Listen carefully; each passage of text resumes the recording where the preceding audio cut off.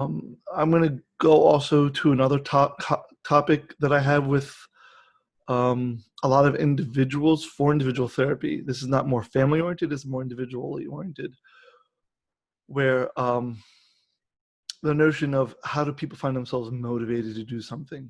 It all depends on the age of the person. What motivates an adult is very different from what motivates a child and different from what motivates an infant, which are more biological and um, drive, they're driven by biological drives, and also what motivates adolescence.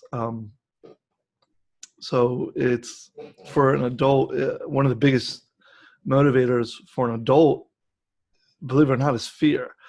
Um, it is serves its purpose. Fear is what motivates us to keep our job, pay the bills, pay the mortgage, pay the car note. We do that out of fear, not because we love giving up $2,000 and we feel good about it. No, it's because we know the consequences. We're able to see through that behavior if it's not followed through on. Adults have the ability to see through their decisions in the next 5 to 10 years.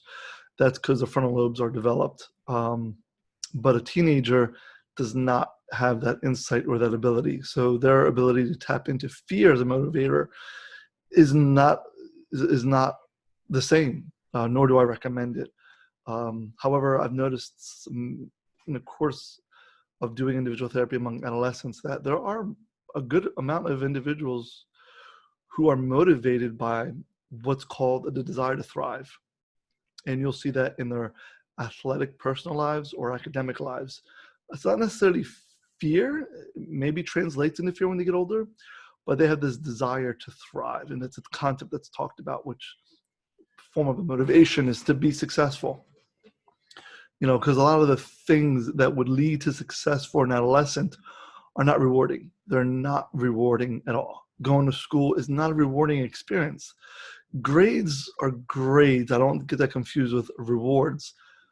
Some people can translate that into rewards, into feeling competent, feeling less stressed, feeling proud of themselves, feeling confident, and competent. I may have repeated those words.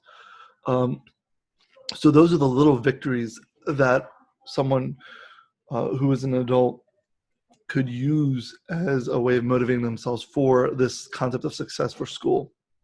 But in and of itself, school is not a pleasurable, rewarding experience. It's a very delayed payoff,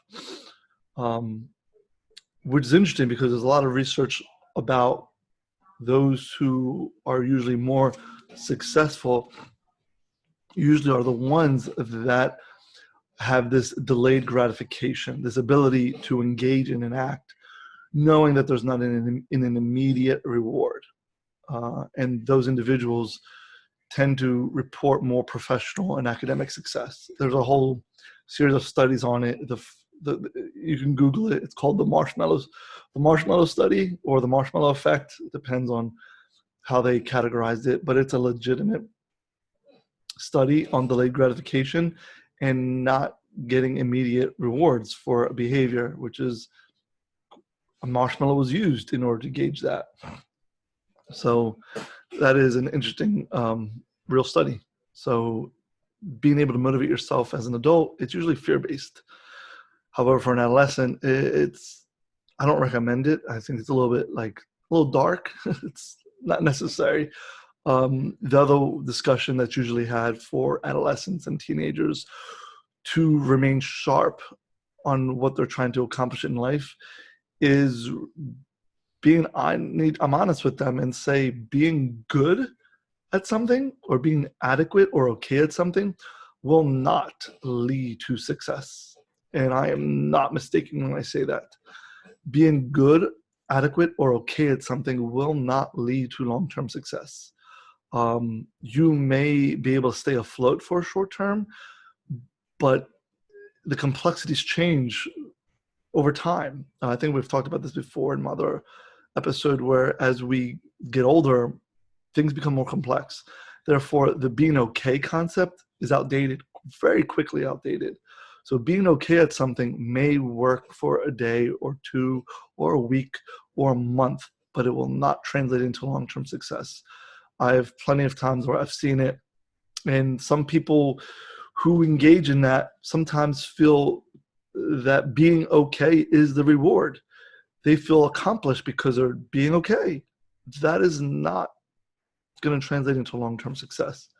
Like I said before, shortly in the future, things are going to change. There is this give and take from the environment, and you have to be better than okay. You have to be exceptional, something, maybe not to that extreme, but you have to be very good at something in order to excel, to eventually excel at something. Uh, so I think that kind of makes myself clear. And the other, I think I can expand on that, but